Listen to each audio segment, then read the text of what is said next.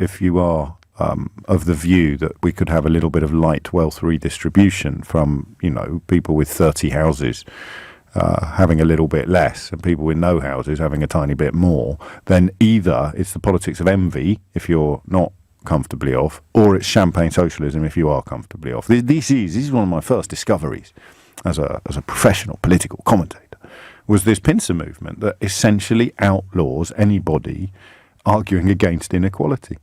It's genius. It's tabloid tactics in their purest form. Here's a millionaire, here's a prince, here's a pauper, right?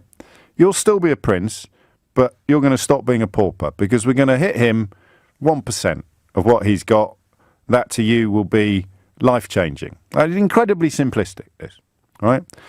Oh, well, that's the politics of envy. You say, no, it isn't. I'm fine. I'm quite well off. I'm just looking after the fella who's got naff all. Politics of envy.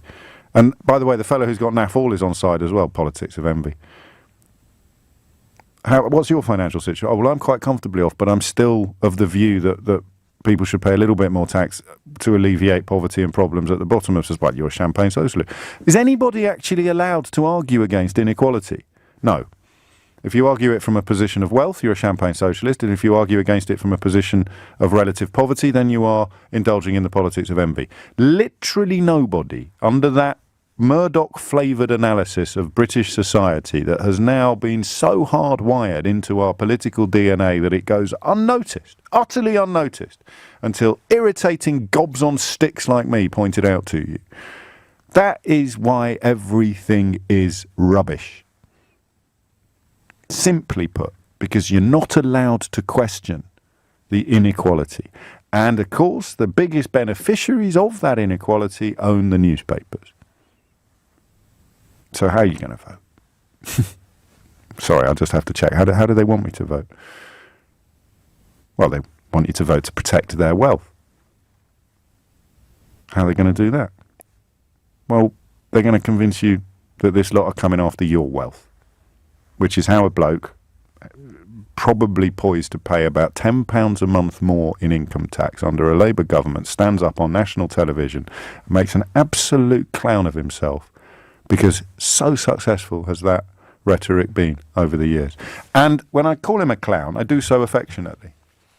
It was the pointing and the belligerence and the refusal to recognise reality after it had smacked him round the face like a wet fish that earns the epithet clown.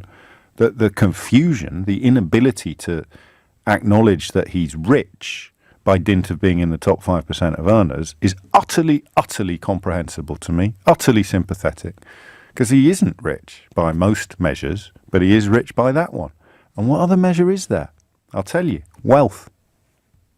Wealth taxes. Inheritance taxes. And isn't it funny how almost none of us would be eligible for an inheritance tax? Even under, if Jeremy Corbyn undid George Osborne's boost up to £1 million, I think the threshold becomes £460,000, above which you pay inheritance tax. That will affect a relatively tiny part of the country. And yet, really, you think that they come out, you think the right-wing media comes out with all guns blazing when they're talking about raising income tax?